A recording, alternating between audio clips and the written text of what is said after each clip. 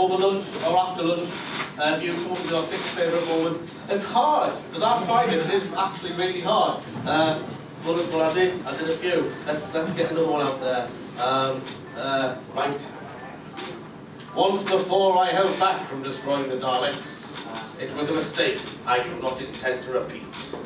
Davros must die. Yay! Stayed in there. Give him a round of applause. See? I like that. There's just something about it that's really, if you watch it, there's some of it that's almost thespian proportions. It's beautiful. I've been doing lots of research into various of my favourite Doctor Who moments, just getting clips, and it's been an awesome thing to do. I've also had a few people comment on the t-shirt that I'm wearing. Thank you.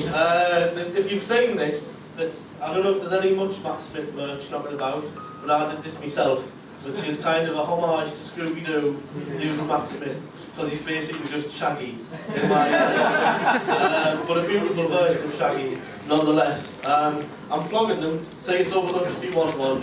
I've got some in the back. Lovely. Right, we also have people signing up in the top room. Grab one of the staff here and they'll tell you who's signing, because it's pretty informal the way it is working. And we're going to move on now with our next guest.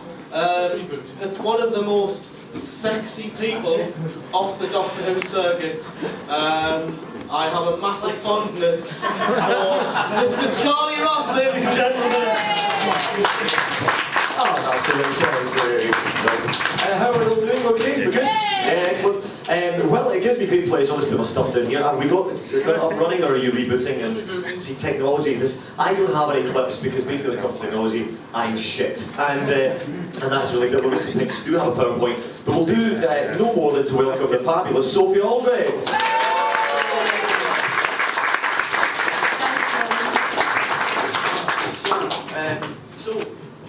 Sophie. Yes. But before we wait for the computer to get loaded up, That familiar tune. heckled by the Microsoft, you know. How Desert Island Who, this basically was what it is. How difficult was it to pick your 5 favourite things? It was really hard. Like they always say on Desert Island is, Yeah. you know, how do you choose? How do you choose your best moments? And yeah. Because you must have so many. I mean, I know that you and Sylvester got on really well because I've seen you working together recently at conventions, and I can only imagine it must have been more so on the show. So you must have so many happy memories of the time in your show, of the time of your show. Oh yeah, it was a very, very happy time, and it was really such a memorable time in my life because it was my first experience of TV, my first experience of working in that way. And it was so prolonged as well, you know, not only was I doing Doctor Who, but in the 6 months that we weren't filming Doctor Who, I was also doing Corners, the presenting. And so I had this 3 solid years of TV. One was acting and one was presenting, and it was the best training anyone could have ever got. It was amazing. And I'd go into TV Centre in the morning, I knew all the security guards, knew all the reception staff. It was just like being at a sort of a great school again, you know. It's like going back to school, but they were paying me as well. Well, the first picture isn't one of your favourite things. If we go into the next, it's the next slide. It's just looking back. I mean, you still look. Doesn't she look fantastic? Right. I mean, this is 20 years ago. Right, and you start, I don't know how you do it, right? What moisturiser you use or whatever. But when you just see old images of that, what's that like for an actress who's obviously coming to something? I always wonder how actresses feel when they look at, or actors feel when they look at themselves years previous. How does it feel when you see images like that? It is weird. It feels like somebody I used to know. You know, I'm very fond of this girl here. You know, and this. And the character of Ace, because of course again it's a character you're seeing, so it's not really you either. So yes, I look back and I just think, wow, that's it doesn't seem like me somehow. It's really sort of disembodied, you know. But it was ever thus. I mean, some people say, oh, they never look at themselves on TV. Sylvester hates watching himself, I think. And I love it because I don't really associate myself with that person, but I think it's a fantastic opportunity to learn and to look and think, oh, I could do that better, or yeah, that was quite good, I got away with that, or you know, oh, I must do that again. So I don't know, I do have this sort of strange schizophrenic quality about it. And I've noticed that actually most of the Doctor Who girls, everybody looks really young. Yeah, It's really yeah. bizarre. Yeah, and Annika, who was in the show in the 60s, still looks amazing. You know, And I it's, saw Caroline Ford a couple of weeks ago, and goodness me, it's Yeah. just- it's incredible. it's bizarre. It's some sort of time trick. Maybe. It is. I think it's that sort of strange thing. You go in the TARDIS, and maybe it's like astronauts, you know, because they go up, don't they? And they say when they come back down again, they because of something or other that you know a lot more about than I do, probably. They've actually not aged as much as they've done on Earth. Yeah, Is that that's right? right. Yeah, there's something about So that. I think the TARDIS, that must happen too. It must be. Now, I'm very proud of the next picture before we get it up because your first favourite thing was the catering. You see, you were fond of your food. Now, one of the things that Sophie said she was fond of was black pudding sandwiches. And I'm really chuffed, although I haven't got clips, I managed on Google to find a picture of a, no it's not, next one, a black pudding sandwich. Look at that. I'm so chuffed that I found that. Yeah. So what is it about, what is your memories of the catering then? Why did you pick that as your favourite thing? Actually, I had the healthy option. I had the brown roll.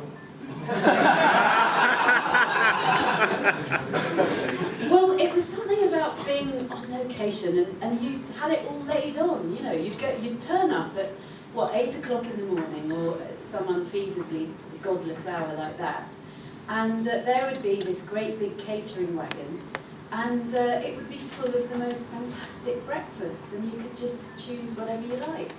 And I mean, I suppose 23 years ago that was quite a novelty for me.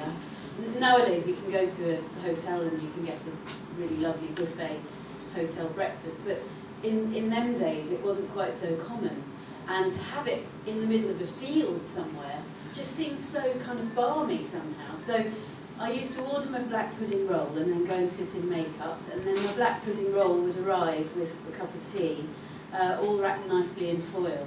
And I'd sit there and try not to sort of slobber all over the makeup that had already been done. And then they used to put do the face first, and I was still quite kind of half asleep. And luckily, of course, I didn't have to wear much makeup in those days, so on it all went. Then I'd say, leave the lips. And so while they were doing my hair, I just used to unwrap foil. It was really good. It was worth waiting for. It's unusual for a sloppy southerner like yourself to like black pudding. Who likes black pudding in here? Put your hand up. I love it. I think a problem with black pudding is that the people don't have good black pudding. I think there is very different. There are planets or certain birds or black puddings of choice that you should have. Exactly. It's like haggis. Yes, indeed. Yeah. I'm a big haggis lover too. Really? Oh, cool. Do you get good black pudding down in London? Have you got some? Have you got a little butcher somewhere that gets you a good black pudding? We get black, but I don't eat it so much anymore. Right. My eldest son, he's quite into meat and black pudding and stuff. So Right. he's into all that now. Excellent, fantastic. I do like a black pudding, that's great. Right, well, I think we need to go back to the previous picture because the other favourite thing was the jacket. You said that you loved the jacket, and we all love the jacket, and I know that many fans love the jacket because they wear it at conventions. What happened to it? It's in my cupboard upstairs. Whoa, is it supposed It's to not be? upstairs here, it's upstairs in my house. And so what was it about the jacket that you liked? Is it just that it's synonymous with that wonderful character? Well, actually, it's got a bit of a history of Manchester attached to it, my jacket, because it was while I was up here doing Fiddler on the Roof at the Opera House that I actually got the part in the first place. I went down for the auditions and then heard that I got the part backstage at the Opera House. And Manchester, anyway, is a very nostalgic, wonderful place for me because I was at university here, and I don't know. I had a fantastic, wonderful time at university. It was 1980 to 1983. It was a really interesting time in Manchester's life as well, with the opening of the Hacienda, this sort of explosion of new order were just formed, and I used to go to loads of fantastic gigs around here. And coming in today, it's just so wonderful how I just have such nostalgia for Manchester as a city. Anyway, we used to go clubbing a lot after Fiddler on the Roof, and we went to one club one night. A friend took me, and I met this guy there who I saw him, and he was wearing a jacket like this, and he had a Blue Peter badge on it. And I said to my friend, oh, look, that bloke's got a Blue Peter badge. And I always wanted to be a Blue Peter presenter. So he said, well, why don't you go and ask him where he got it? So I went over and started chatting to him. And he said, well, I got it from, actually got it from Blue Peter because I've been working on the programme. I work for the BBC sometimes. And so we chatted and I said, well, anyway, cool jacket, really great. And that was it. So of course, when I got the part and I read the script, the full script of Dragonfire, I thought to myself, I think I know what kind of a character Ace is here. And looked in the Face magazine, which was a deeply trendy magazine, and saw some pictures of girls wearing these jackets with badges, but with safety pins and things all over, and I thought that's a really good look. So when I went along for the first read-through, Andrew Cartmel, who's, is he? He's coming today, yeah. yes. Well, he came up to me after the read-through and said, I really like what you're wearing. He said, do you think that's the sort of thing that Ace would wear? And I was wearing Doc Marten boots and army surplus shorts and a stripy blue and white t-shirt. And so I knew that I had an ally. And I said, yeah, I know exactly what she'd wear, thinking of the jacket. And so, yeah, off we went to buy that jacket. And the very odd thing about it is that a few weeks later we were filming Dragonfire, and there is Michael, who was wearing the jacket up here in the club in Manchester, and he was Sylvester's dresser on most of the series. It was extraordinary. That's very bizarre. Well, full circle. That's fantastic. Right, okay, so moving on, we'll get the right. I think it's Monsters. That's Hemovores. That's not a good picture. But Monsters was your other one, all the sort of various monsters. I've just got to show you something. See that one there, and this one here. Those are Sylvester's sons. That's the older one, Sam, and that's Joe. Because Wow. they came down for a bit of the filming, to watch us filming, and they thought the Hemovore costumes were really cool, and there just happened to be two little costumes. So they said, would you like to try them on? I think they were about I think they must have been about 9 and 11 at the time. And so they got all kitted out and they appeared in quite a few of the scenes. They hated Doctor Who. They liked the A-Team. Yeah, that was the time, wasn't it? Yeah, it was kind of trend. The A-Team was the Doctor Who's big competition at the time. It was on ITV at the city. I hated the A-Team for that. I really did. It was bitter. I'm bitter. So what is it about what monsters? Obviously, you get asked that at conventions all the time. That's the sort. What's your favourite monster? But what is it about the monsters? I love isn't it Lala Ward's favourite answer to that question? You know that one? No. Well, she was asked, I think it's an American convention one, somebody put their hands up and said, who's your favourite monster? And she had a think and she went, Tom Baker. I did a Gallifrey with Lana Ward at Big Finish. She told me this great story that one year when Tom Baker's voice was being used for the big BT, if you texted a BT landline, you got Tom Baker's voice. Yeah. And she came home one night and Richard Dawkins had said to her next, saying, hello darling, I love you and I miss you very much.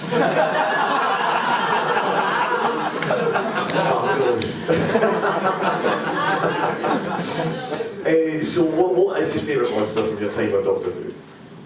Well, for me, it's got to be the Cybermen. And the reason why is because when I was little, growing up watching Doctor Who, like you did, like you do now again, thank goodness, I guess it must have been around Tomb of the Cybermen time, although I can't remember it. But I was terrified. They were so scary. And what was so scary was, over the Daleks for me, was that they were humanoid. They were nearly human, but not quite. And then in those days they had that sort of horrible clicky mouth. Do you remember? It clicked. And the voice came out, but no movement, no mouth movement. And it was all in monotone, but it was a very clever radiophonic sound, which was so unusual in those days. And then they clicked shut again, and that's my memory of it anyway. And I was so scared. In fact, I was so scared that my mum stopped me watching it because I was having nightmares. So how cool, all those years later, to get to kill them. I think my therapist would think that that was really good thing.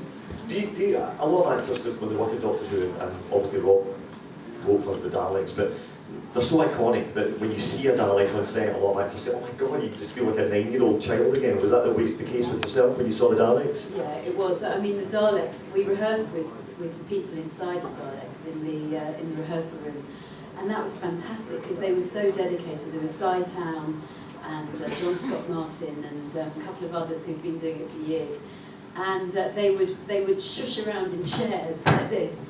And I remember they would hold out rolled up newspapers, and whenever a Dalek got, sort of taken out, they just very theatrically, so quite camp, with the eye stalk.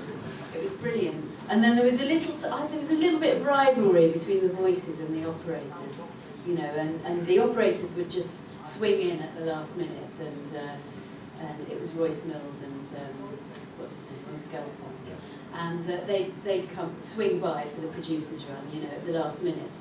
And the operator would be saying, I've been doing like this. I imagine that my lights will be going. I'm going to do my lights here, here, and here. It was really interesting, and the voices had their own ideas. Getting quite attached to the Dalek. Of course, the famous scene, and we're going to talk about stunts later, but the famous scene where you got to bash the hell out of a Dalek with your baseball bat, and that's such a famous moment for you. And in a school as well, that must have been a lot of fun. That's still going on my that's going on my tombstone, I think. Yeah. I beat up a Dalek.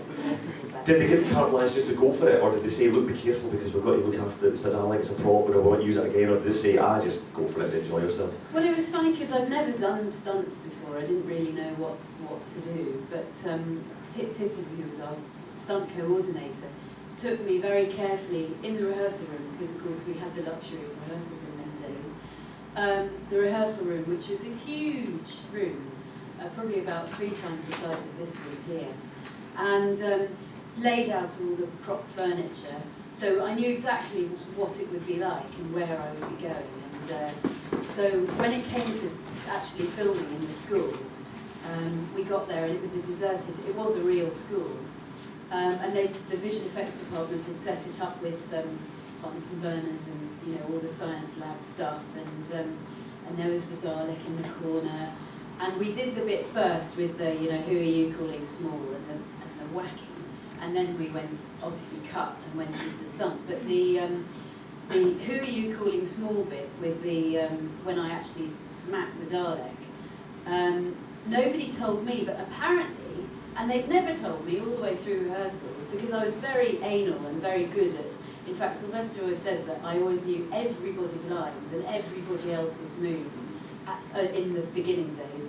I caught amnesia from him gradually, and by the end of the series, my brain was like a pudding. But at the beginning, sort of, Dragonfire, sort of remembrance time, I knew every move. So I was whacking the Dalek, but apparently they were going to give me a stunt Dalek to do. So the poor guy inside, because it was. I'd whack and the noise, it was like this. But it was all very carefully choreographed. But what I didn't realise, of course, was that all the stuff that was going to go off, and it was fantastic because it felt very real. And so I did the whacking the Dalek, dived under the desks, jumped up on the tables, and all this fire and water was going everywhere, and all this noise, and it was really exciting. And then I got to the window, and that was one of the only 2 stunts that Tracy, the stunt girl, did for me, because the window was sugar glass, and it was about like this actually. The window was there, and there was a little corridor, and the other side was a wall like that, and you had to jump through with enough force to break the glass, because it was only going to be one take, but not to whack into the wall. So they didn't want to risk me kind of, doing that cartoon down the wall, so they asked her to do it. But it was amazing, the adrenaline rush from doing this stunt was quite incredible. And Tip sat me down, and he said, right, you need to sit down for 10 minutes, I'll go and get you a cup of tea, everyone went on a tea break because he said to do a stunt like that, it's the you've had the equivalent adrenaline buzz of, or the sort of fear level of being in a car crash. And it was really quite a lesson actually. And I was really sort of pumped up. Yeah. And so I sat down, everybody left, he went off to get me a cup of tea, and I was just doing some breathing and stuff, and I heard, and I thought, what's that? No, I was looking around. Excuse me? I was, what? Excuse me, can you let me out? And it was poor old Dalek operator, and they'd all gone off for the tea break and left him inside the Dalek. What a shame. Fantastic. Just feeding tea through a straw and doing this sort of things. You said Curse of Fenric is one of your favourite stories. What particularly, is that because of the filming experience, or is it the story itself? What is it about Curse of Fenric you particularly enjoyed? It's one of my favourites, I love it. Both really. I mean, I thought, I think the story makes sense, which always helps, because a lot of them didn't in our era, and that was not the writer's fault. The writers were mainly people, I mean, you can talk to Andrew about this later, but they were people who he was bringing in, a new generation of people, which was very exciting.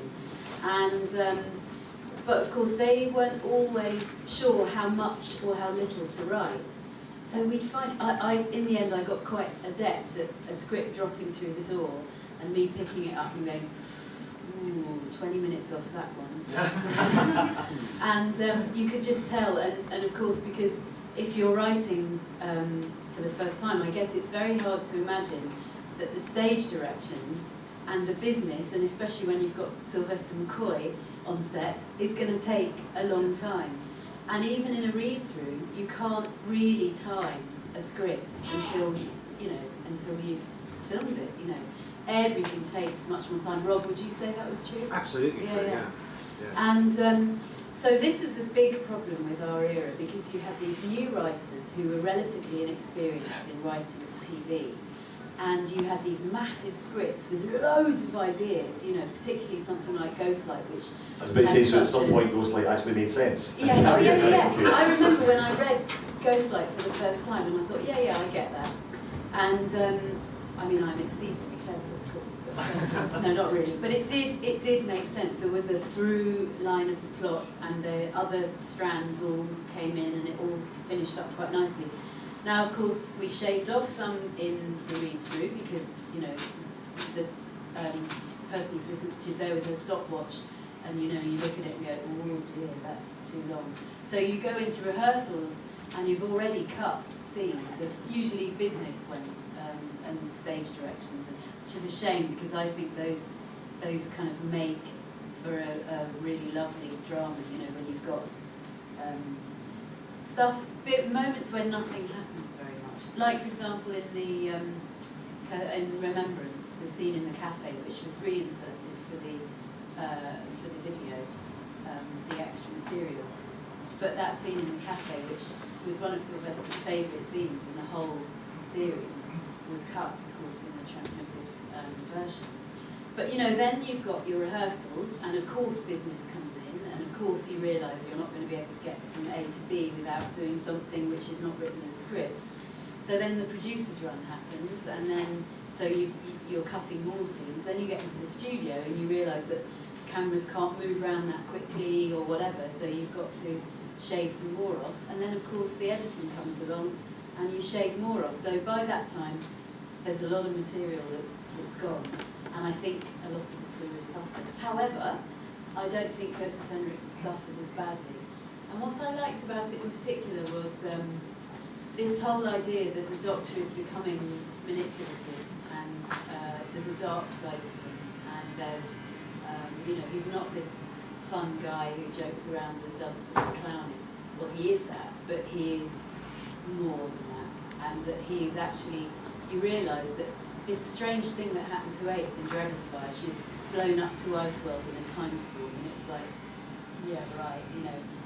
It's actually explained because, of course, the Doctor needs her there, and the Doctor is using her. And I love that scene at the end where she's faced with the fact that he's completely betrayed her, and you know, So I had to do a lot of good acting. I was required to and any actor loves, you know, as you know, Charlie, any actor loves being given a script. Like you know, you were saying, Rob, about Dalek, that scene with I mean, what you gave them was a gift for an actor, of two actors. You know, you may not think it's very good writing, but an actor will look at that and go, yes, you know, it's your chance, you know, as an actor. And that's what you want, you know, that is your real chance, because it just feels so great to be given some depth of character and of meaning and you know, you do a scene like that, and afterwards you just think you feel very satisfied and very sort of, that's the reason why I do this job. You know, that's what you live for as an actor, scenes like that, you know. So there were a few of those in Curse of Fenric, and I loved that too. Plus the fact that, as usual, the cast were all brilliant and we were having a great time on location. It is one of the stories that has an epic quality to it. It looks amazing. Actually, the production value on it is fantastic as well. It's a fantastic story.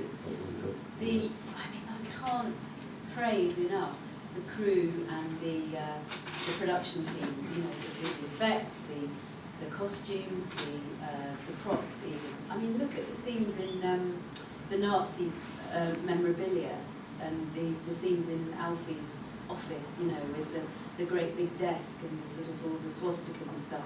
I mean, the beautiful props, if you have a look at what's on that desk. And that was an old Nissen hut in the middle of a field in Crowborough, you know. It was amazing what came carted in these lorries. You know, it was just extraordinary. And the costumes, of course, we were lucky enough to have the resources of the BBC at the time, which has all been sold off since. But so you'd walk in and you'd see these racks of shoes, you know, men's shoes, 1935 to 1945, and there'd be boxes of them. You know, you could just take your pick, and there'd be costumes from, you know, you could be wearing. I mean, I wore for Corners once. I wore Judi Dench's Queen Elizabeth I costume, you know, or it was just extraordinary. And so you had this, and all the people there who were doing Doctor Who, you know, they were on contract, so but they were doing it because they loved it, because they got a chance to create lovely latex masks like the Hemivores, and with no budget. And sometimes I suppose it's like in a war, you know, the sort of creativity comes from adversity, and it always felt like that with Doctor Who, that there was no money. I mean, the budget for one series of Doctor Who, I was told by Mike Tucker, who the visual effects guy who works on a lot of programmes, the whole series budget was the equivalent to one episode of Red Dwarf. And when you think of that, you know, so they really had to use their skills and their knowledge, and they knew it was good for them, because they were sort of, you know, working in the recession of Doctor Who was really good for their creative skills. What could they make out of an old squeezy bottle and some, you know, bits of Airfix model, you know? When I was a kid watching Doctor Who, you'd always tell the days before the internet, spoilers, you'd always tell by watching the programme planning what was coming up in Doctor Who. So if you had the Dutch to Duke Street, then sure enough, Talons of Wing Chang was coming along. You know, you could tell by the costumes that were being used by the BBC, we're probably going to get a Roman story now, you know, that's coming up. So another thing that you said was your favourite things were that if we move on, this is just a random photograph, but are the stunts, that's you with Sylvester and some Daleks, but obviously the most famous stunt, which is constantly, apart from bashing the Dalek, but it's the famous one where you're trapped in the tank of water and Sylvester comes to the rescue and is the hero of the day. I mean, I know you've been asked for that many, many times, but it must have been it looks scary, it looks like a pretty scary experience. So, what was it like at the time? Did you fear for your life at the time, or did you think, no, this is going to be okay, or do you think, this is it, I'm seeing my last moments here? Well, it's funny because I didn't really know much about it. I think it was probably more scary to look at it from, you know, Sylvester's point of view, which you can hear if you ever see the little clip that they've got, which now appears on the BBC Health and Safety Training video. Lots of them. And when you join the BBC, apparently you have to watch this thing. One is me in the tank. There's Anthea Turner getting her hair set on fire, and Blue Peter, and there's all these things. And then I can imagine, you know, multiple choice afterwards. what should you do? A, you know, pull her out, tick, you know. Anyway, at the time, it was just so rushed, the whole thing.